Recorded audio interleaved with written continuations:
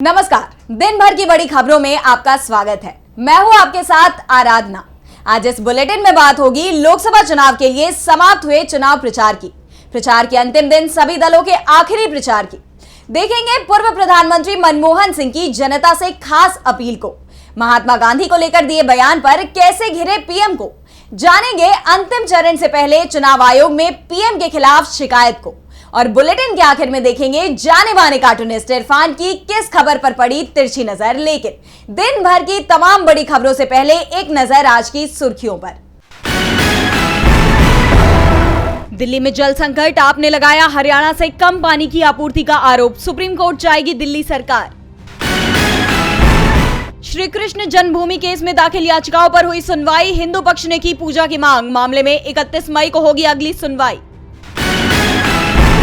प्रज्वल रेवन्ना ने जर्मनी से बेंगलुरु की फ्लाइट ली, देर रात तक वापसी की उम्मीद, एयरपोर्ट से ही गिरफ्तारी की तैयारी। शेयर बाजार में गिरावट, 617 अंकों की गिरावट के साथ 73,885 पर बंद हुआ सेंसेक्स, तो 216 अंकों की गिरावट के साथ 22,488 पर बंद हुआ निफ्टी। ये तो थी सुर्खियां। अब बात आज की सबसे बड़ी खबर की। आखिरी और 7वें चरण का चुनाव प्रचार थम चुका है। 1 जून को आखिरी चरण के लिए मतदान होगा, जिसमें 8 राज्यों और 1 केंद्र शासित प्रदेश की 57 सीटों पर वोट डाले जाएंगे। तो अंतिम चरण में किन दिग्गज चेहरों की किस्मत का होना है फैसला, देखिए ये रिपोर्ट। गुरुवार को चुनाव प्रचार थम गया। अब 1 जून को आखिरी चरण के लिए मतदान किया जाएगा। 8 राज्यों और केंद्र शासित प्रदेश की 57 सीटों के लिए वोटिंग होगी। इसमें 904 उम्मीदवारों की साख दांव पर लगी है, जिसमें से उत्तर प्रदेश और पंजाब की 13, पश्चिम बंगाल की 9, बिहार की 8 सीटों पर वोटिंग होगी, जबकि उड़ीसा की 6, हिमाचल प्रदेश की 4, झारखंड की 3 और केंद्र शासित चंडीगढ़ की 1 सीट शामिल है। अंतिम चरण के मतदान में कई प्रमुख चेहरों की किस्मत का फैसला होना है, जिनमें प्रधानमंत्री नरेंद्र मोदी की वाराणसी सीट भी शामिल है। इसके साथ ही पश्चिम बंगाल की डायमंड हार्बर सीट, जहाँ से ममता बनर्जी के भतीजे अभिषेक बनर्जी मैदान में है, और बिहार की पाटलिपुत्र सीट भी शामिल है, जहां से लालू प्रसाद यादव की बेटी मीसा भारती की किस्मत का फैसला होना है। वहीं हिमाचल की मंडी सीट से कंगना रनौत के चुनाव लड़ने के कारण ये सीट भी प्रमुख मानी जा रही है। इसी के साथ ही यूपी की गोरखपुर सीट भी प्रमुख मानी जा रही है, तो बिहार की कारकाट सीट से पवन सिंह के निर्दलीय लड़ने पर इस सीट पर भी सभी की निगाहें टिकी हुई है। गौरतलब है कि लोकसभा चुनाव का ऐलान 16 मार्च को हुआ था और पहले चरण की वोटिंग 19 अप्रैल को हुई थी, जबकि दूसरे चरण के लिए मतदान 26 अप्रैल, तीसरे चरण के मतदान 7 मई को और चौथे चरण के लिए मतदान 13 मई को, 5वें चरण के लिए मतदान 20 मई को और छठे चरण के लिए मतदान 25 मई को हुए थे। वहीं बाकी चुनाव शांतिपूर्ण संपन्न कराने के बाद निर्वाचन आयोग का पूरा जोर 7वें चरण के चुनाव को भी शांतिपूर्ण तरीके से संपन्न कराने को लेकर है। अंतिम दिन के लिए चुनाव प्रचार थम चुके हैं, लेकिन प्रचार के अंतिम दिन राजनेताओं का जोश भी देखने लायक था। आखिरी दौर में सपा प्रमुख अखिलेश यादव ने महाराजगंज में जनसभा की, तो वहीं कांग्रेस नेता राहुल गांधी ने ओडिशा में, तेजस्वी ने भी अंतिम दिन जमकर प्रचार किया। देखिए ये रिपोर्ट। लोकसभा चुनाव के लिए प्रचार समाप्त हो गया है। प्रचार के अंतिम दिन सपा चीफ अखिलेश यादव ने महाराजगंज में इंडिया गठबंधन के प्रत्याशी वीरेंद्र चौधरी के पक्ष में जनसभा को संबोधित किया। इस दौरान बीजेपी पर हमला करते हुए अखिलेश यादव ने कहा कि अच्छे दिन आएंगे, लेकिन 4 जून को बीजेपी की हार के बाद बीजेपी की मित्र मंडली बदलेगी, मंत्रिमंडल बदलेगा और मीडिया मंडल भी बदल जाएगा। युवाओं ने जो परीक्षा दिया उसका पर्चा लीक हो गया। ये पेपर जानबूझकर लीक कराए गए ताकि नौकरी न देनी पड़े। जिन लोगों ने 400 पार का नारा दिया था, वो 7वें चरण में अपना नारा भूल गए हैं। अब डर सता रहा है कि कहीं 400 हार न जाए। सुना है कि अब परिणाम आने से पहले ही तपस्या के लिए दूर चले गए हैं, क्योंकि ये तो बताना ही पड़ेगा कि तपस्या में कुछ कमी रह गई है। वहीं चुनावी प्रचार के दौरान तेजस्वी यादव ने दावा करते हुए कहा कि मोदी जी चुनाव हार रहे हैं। अपने 3 महबूबा के कारण मोदी जी की 3 महबूबा है। सबसे ज्यादा प्रेम उनको बेरोजगारी, महंगाई और गरीबी से है। तो वहीं कांग्रेस नेता राहुल गांधी ने बालासोर में जनसभा को संबोधित करते हुए कहा कि ओडिशा में बीजेपी और बीजेडी है, ये दोनों मिली हुई पार्टियां हैं, इनकी यहाँ पर साझेदारी है। मैं भाजपा के खिलाफ लड़ता हूँ। मेरे खिलाफ भाजपा ने 24 मामले दर्ज किए, 2 साल की जेल करवा दी, मेरी सदस्यता ले ली गई। लेकिन यहाँ के जो मुख्यमंत्री नवीन पटनायक है, अगर सच में वो भाजपा के खिलाफ लड़ते हैं तो उनका घर और सदस्यता क्यों नहीं ली गई? क्योंकि बीजेडी के नवीन पटनायक भाजपा के लिए काम करते हैं। सीएम केजरीवाल ने पंजाब के संगरूर में आम आदमी पार्टी के समर्थन में रोड शो किया। इस दौरान उन्होंने कहा कि आप लोग पंजाब की 13 सीट आपको जिताइए। अभी आपके हकों के लिए भगवंत मान जी अकेले केंद्र से लड़ रहे हैं, इनके हाथों को मजबूत करिए। लोकसभा चुनाव के आखिरी चरण में पंजाब की सभी 13 सीटों पर वोटिंग होनी है और यहाँ बीजेपी बहुत मुश्किल में दिखाई दे रही है। तो वहीं पूर्व प्रधानमंत्री डॉक्टर मनमोहन सिंह ने भी पंजाब के लोगों से खास अपील की है। उन्होंने पंजाब की जनता के नाम एक चिट्ठी लिखी है। तो क्या अपील की मनमोहन सिंह ने, देखिए इस रिपोर्ट में। पूर्व प्रधानमंत्री डॉक्टर मनमोहन सिंह ने पंजाब के लोगों से खास अपील करते हुए चिट्ठी लिखी है। कांग्रेस ने इस खत को एक्स पर भी शेयर किया है। खत में उन्होंने लिखा, भारत एक महत्वपूर्ण मोड़ पर खड़ा है। मतदान के अंतिम चरण में हमारे पास ये सुनिश्चित करने का एक अंतिम मौका है कि लोकतंत्र और हमारा संविधान भारत में तानाशाही फैलाने की कोशिश कर रहे निरंकुश शासन के बार बार हमलों से सुरक्षित रहे। पंजाब और पंजाबी योद्धा हैं। पिछले 10 सालों में बीजेपी सरकार ने पंजाब, पंजाबी और पंजाबियत को बदनाम करने में कोई कसर नहीं छोड़ी है। 750 किसान, जिनमें से अधिकांश पंजाब के थे, लगातार महीनों तक दिल्ली की सीमाओं पर इंतजार करते हुए शहीद हो गए। जब लाठी और रबर की गोलियों से भी मन नहीं भरा तो प्रधानमंत्री नरेंद्र मोदी ने संसद में हमारे किसानों को आंदोलनजीवी और परजीवी कहकर उनका अपमान किया। किसानों की सिर्फ यही मांग थी कि उनसे चर्चा किए बिना उन पर थोपे गए कृषि कानूनों को वापस लिया जाए। पिछले 10 सालों में मोदी जी की नीतियों ने हमारे किसानों की आय को खत्म कर दिया है। कांग्रेस यूपीए सरकार ने 3.73 करोड़ किसानों को 72,000 करोड़ रुपए की ऋण माफी प्रदान की थी। एमएसपी में वृद्धि की थी, इसके दायरे को बढ़ाया था, उत्पादन में वृद्धि की थी, जबकि निर्यात को प्रोत्साहित किया था। इन सबके परिणाम स्वरूप पिछले 10 वर्षों की तुलना में हमारी अवधि में कृषि में दोगुनी वृद्धि हुई। अब कांग्रेस पार्टी ने अपने घोषणा पत्र में किसान न्याय के तहत 5 गारंटियां दी हैं। पूर्व प्रधानमंत्री ने वर्तमान प्रधानमंत्री की भाषा को लेकर खेद जताया है। डॉक्टर मनमोहन सिंह ने कहा कि मोदी ने हेट स्पीच का घिनौना तरीका अपनाया।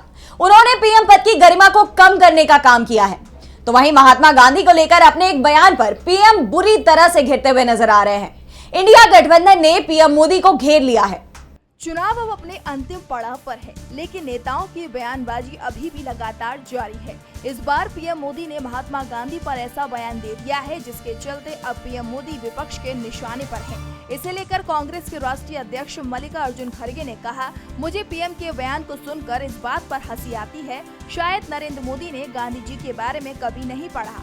महात्मा गांधी जी को पूरी दुनिया जानती है। दुनिया की अलग अलग जगहों पर उनके स्टैचू हैं। अगर नरेंद्र मोदी महात्मा गांधी जी के बारे में नहीं जानते तो उन्हें संविधान के बारे में भी नहीं पता होगा। महात्मा गांधी जी अहिंसा पर विश्वास करते थे।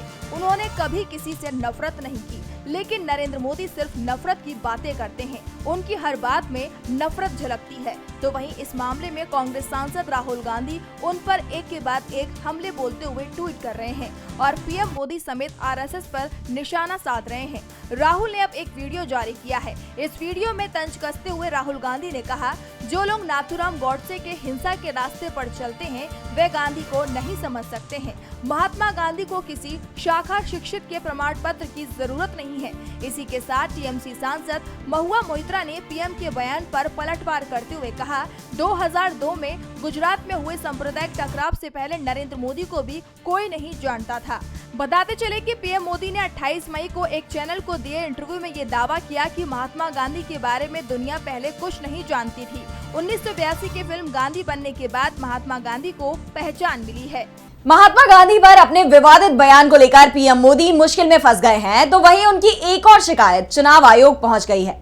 पीएम पर एक बार फिर आचार संहिता के उल्लंघन के आरोप लगाए जा रहे हैं। तो अंतिम चरण के चुनाव से पहले क्यों पीएम की शिकायत पहुंची चुनाव आयोग, देखिए ये रिपोर्ट। प्रधानमंत्री नरेंद्र मोदी पर एक बार फिर आचार संहिता के उल्लंघन के आरोप लगते हुए नजर आ रहे हैं। पीएम ने चुनाव प्रचार खत्म होने के बाद कन्याकुमारी के विवेकानंद रॉक मेमोरियल में 48 घंटे तक ध्यान लगाने का ऐलान किया है। इस ऐलान के साथ ही पीएम मोदी नए विवाद में घिर गए हैं। ममता बनर्जी ने पहले ही पीएम को चेतावनी दे दी थी कि अगर पीएम का ये ध्यान मीडिया में प्रसारित हुआ तो वो इसके खिलाफ चुनाव आयोग जाएंगी। ममता ने इसे आचार संहिता का उल्लंघन बताया था और अब डीएमके ने भी आपत्ति जताई है। तमिलनाडु में सत्ताधारी पार्टी डीएमके ने कन्याकुमारी के डीएम को याचिका दी है। याचिका में मांग की गई है कि प्रधानमंत्री नरेंद्र मोदी को विवेकानंद रॉक मेमोरियल जाने की अनुमति ना दी जाए। पार्टी का कहना है कि ये मेमोरियल एक टूरिस्ट प्लेस है।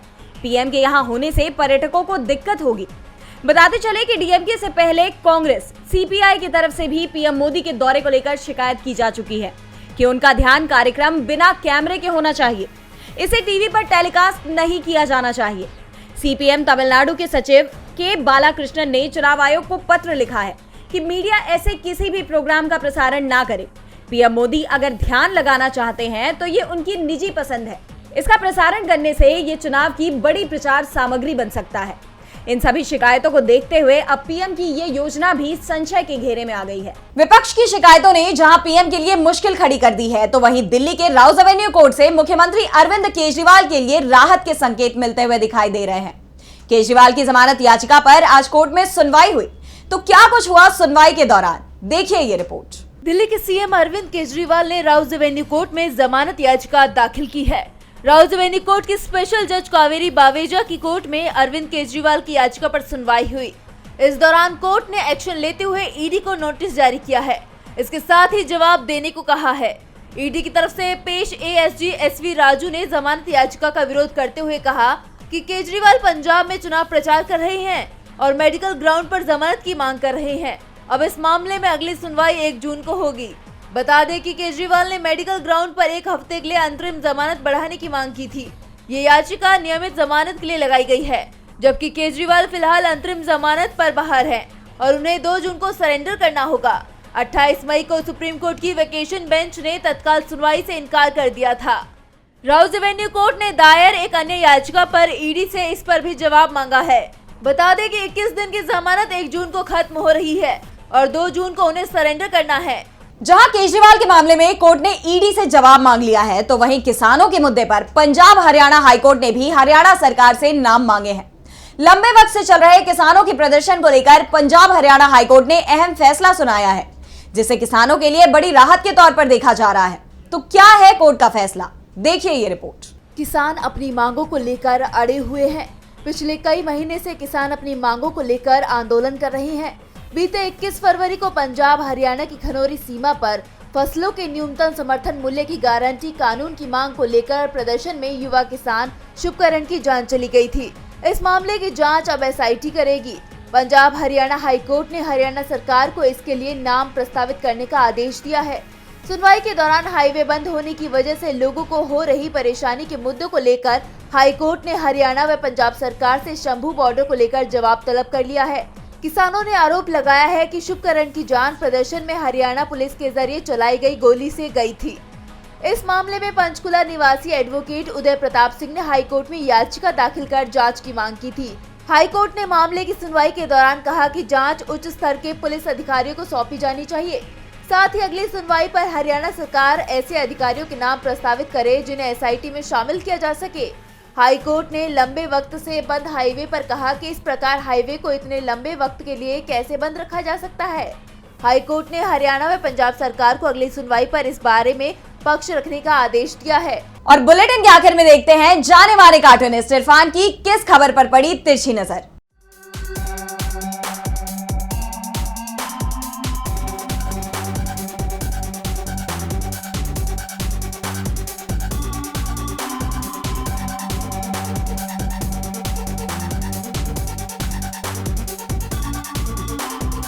पीएम मोदी की हेट स्पीच पर कभी न बोलने वाले पूर्व प्रधानमंत्री मनमोहन सिंह भी आज अचानक बोल पड़े।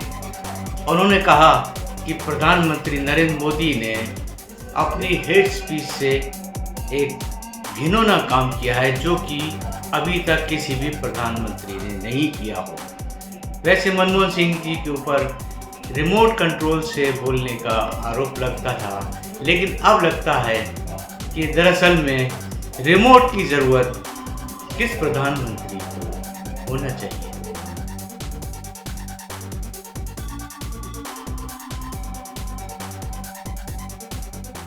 बहुत बहुत शुक्रिया इरफान जी। तो आज इस बुलेटिन में इतना ही। देखते रहिए डीबी लाइव। नमस्कार।